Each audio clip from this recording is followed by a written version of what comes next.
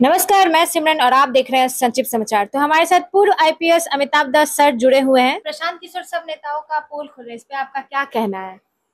अब मैं तो थोड़ा आनंदित हूँ क्योंकि पोल तो खुलते रहनी चाहिए नेताओं की। जिस तरह से नेताओं ने बिहार में लूट खसोट का बाजार गर्म कर दिया है और पूरे बिहार को लोग लूट रहे हैं, तो ऐसे में इनकी पोल खुलनी तो जरूरी है। क्योंकि बेसिकली ये काम मीडिया का था, लेकिन मीडिया को भी इन लोगों ने काफी मैनेज कर लिया है, तो मीडिया भी ये पोल नहीं खोलती है। तो देखिए, कोई भी स्वस्थ जनतंत्र में विपक्ष का मजबूत रहना बहुत जरूरी है। जब विपक्ष मजबूत रहता है तभी सत्ता पक्ष सोच समझ के काम करता है। तो प्रशांत किशोर अपना काम ये बखूबी कर रहे हैं। अभी तो 4-5 बड़े नेताओं को उन्होंने बहुत संकट में डाल दिया है। उन्होंने दिलीप जायसवाल की पोल खोल दी, जो प्रदेश अध्यक्ष हैं भाजपा के। फिर उन्होंने सम्राट चौधरी की पोल खोल दी, जो बिहार के उप मुख्यमंत्री हैं। फिर उन्होंने अशोक चौधरी की पोल खोल दी, जो एक कद्दावर मंत्री हैं पलटू राम की सरकार में।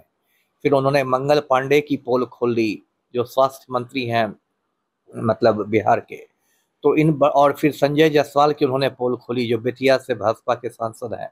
तो इन 4 बड़े बड़े नेताओं को उन्होंने लपेटे में ले लिया। और प्रशांत किशोर के साथ एक अच्छी बात क्या है, उनका प्लस पॉइंट है कि उनकी एक बहुत अच्छी टीम है ना, रिसर्च वाली टीम है। क्योंकि पहले भी वो चुनावी रणनीतिकार रहे हैं।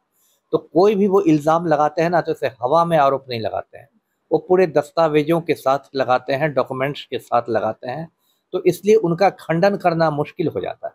अब जैसे उन्होंने, मैं एक उदाहरण देता हूँ कि उन्होंने दिखाया कि किस तरह दिलीप जायसवाल के अकाउंट से मंगल पांडे के पूज्य पिता के अकाउंट में पैसे भेजे गए थे, और बाकायदा कागजों के साथ दिखाया कि ये बैंक का आरटीजीएस का ट्रांसफर है, इसमें ऐसे पैसा गया। फिर मंगल पांडे के पिता ने अपनी बेटी यानी मंगल पांडे की जो मतलब जो बहू है, मंगल पांडे की जो वाइफ है, उर्मिला पांडे नाम है, उसको उन्होंने पैसे दे दिए। उससे मंगल पांडे ने 86 लाख रुपए में एक फ्लैट खरीद लिया दिल्ली के द्वारका में।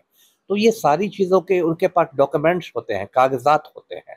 तो इसलिए उनका खंडन करना मुश्किल हुआ था। अब देखिएगा कि दिलीप जायसवाल पर उन्होंने 2 गंभीर आरोप लगाए।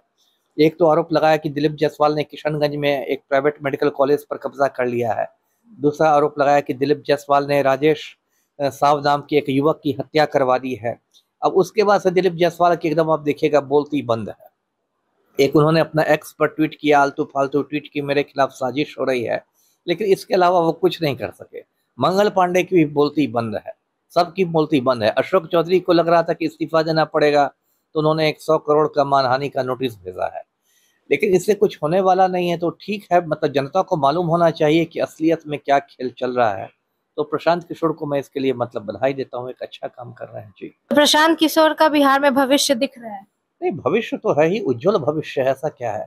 देखिए, जब प्रशांत किशोर नए नए आए थे राजनीति में, तो लोगों ने उनको थोड़ा हल्के में लिया था। लोगों को लग रहा था कि ऐसे ही ये मतलब ये तो चुनावी रणनीतिकार है, पार्टी क्या बनाएंगे। और उनकी पार्टी को भी मुश्किल से 1 साल भी नहीं हुआ है, अगले 2 अक्टूबर को 1 साल होगा। लेकिन उन्होंने एक बहुत अच्छी टीम तैयार कर ली है, एक बात। दूसरी बात है कि मतलब बहुत उन्होंने मेहनत की है, और इस मेहनत का अब नतीजा दिख रहा है कि जो उनकी बिहार बदलाव यात्रा हो रही है, उसमें बहुत ज़्यादा आप देखेंगी भीड़ आ रही है बिहार बदलाव यात्रा में। और जो उन्होंने मुद्दे उठाए हैं, एक बड़ा मुद्दा उन्होंने उठाया है पलायन का मुद्दा। तो पलायन का मुद्दा तो बिहार में एक तरह से घर घर की कहानी है। पूरा बिहार पलायन का दंश झेल रहा है। तो वो जो बात बोलते हैं प्रशांत किशोर, और बहुत मतलब आसान भाषा में बोलते हैं लोगों को कि आप नेताओं के बच्चों का चेहरा देख के वोट नहीं दीजिए, आप अपने बच्चों के चेहरे देख के वोट दीजिए। तो ये बात कहीं ना कहीं लोगों के मन में को छू रही है।